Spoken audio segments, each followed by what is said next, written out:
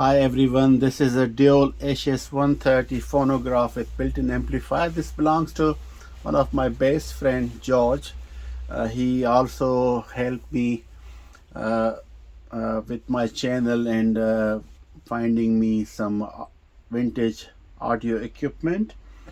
And without his help and the Vincent and Marco and Derek, which basically work here in the neighborhood shops, I cannot continue my channel because they are able to find me the vintage audio equipment, and I'm thankful to them. So this is his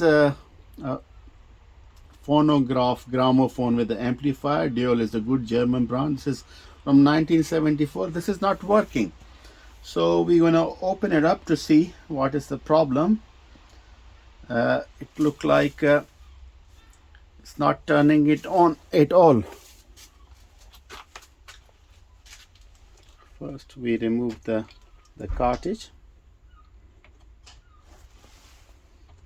Always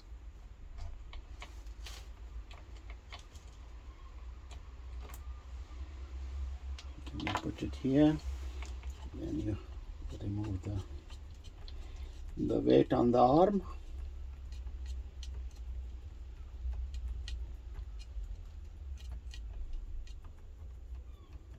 Anti-clockwise.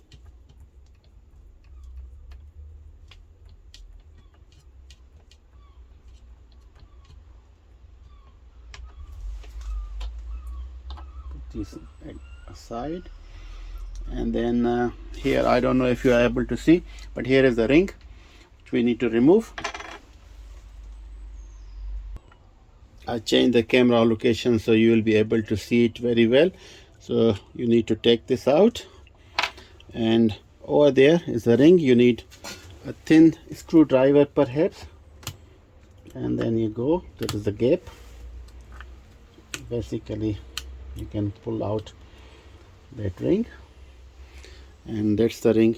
I hope you see it, and then that will help you to lift up the plate.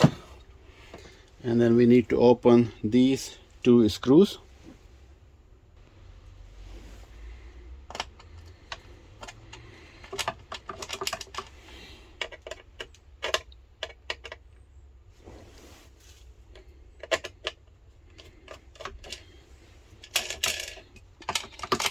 And then we'll be able to lift up the mechanism.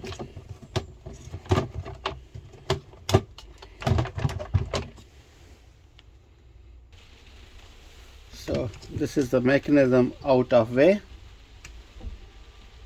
The mechanism looks fine. I think it's a more of electronic problem, components, and if you can see it, this electrolytic capacitor is blown away. So yeah, it's from 1974. So electrolytic capacitor, they got dried out, and this is blown, and I need to check the fuses also, but I think it need to be recapped. All electrolytic capacitors need to be recapped, and then afterwards it has to be seen. And this is even on the voltage circuit, you know. So this is clearly, you can see, yeah, just blown. I can imagine, yeah, so many years, and electronic components, especially the electrolytic capacitors, they have a life, because that electrolytic get dried, and then they lose the capacitance, and you run the voltage, of course they blow. Yeah, so this is a project, but I'll check with the George if he wanted to get it repaired, if he wanted to replace the all capacitors, and then afterwards we see. I hope those integrated circuit IC chips, they are fine, and if it's just the capacitors and the fuses, then yeah, then it will be not very difficult. Yeah, since it's already open, then we can test the fuses also to see. This is 0.5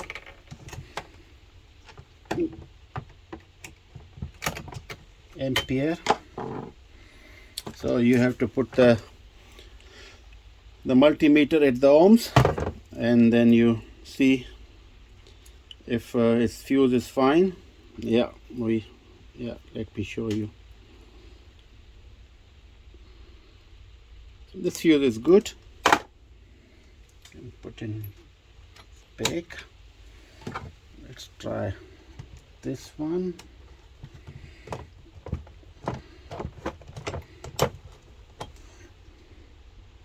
It visually, I don't know if you can see, it's blown inside, because when the capacitor doesn't have enough capacitance, of course it creates the short circuit and the fuse is blown. Let's see.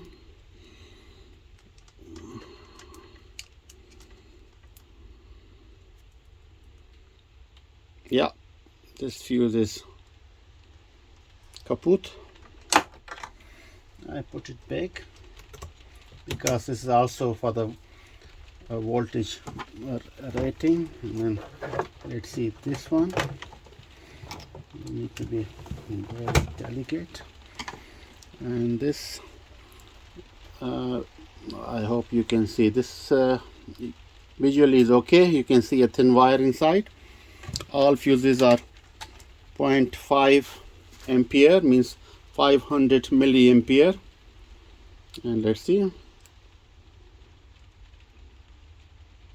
This is good. So that fuse is blown because of this capacitor blown, and I think this capacitor, electrolytic, this one, and this 1, 2, 3, 4, and 5 capacitors need to be replaced by the new ones. There are also here, I don't know if you can see it, let me show you. Yeah, but over there on that circuit, which is on using the control panel of volume control, bass and treble, and balance. And over there there are several small electrolytic capacitors. I think it's better that I have to recap the whole circuit, and then we see if the power supply is still good. This one, I mean not power supply, but this transformer, and then it should be working, because motor looks good. I can test it, and mechanism is still fine. It's quite a robust mechanism, you see. All metal, the chassis, and all the clips, the controls, they are made of good quality metal. That's why these equipment last so long years. Only those electrolytic capacitors, they just fail. Well, I'll check with my friend, and if he wants me to do it, and then maybe next weekend, if I have time, I have to order those capacitors, and then I'll replace them. And I'll make episode 2 of this video.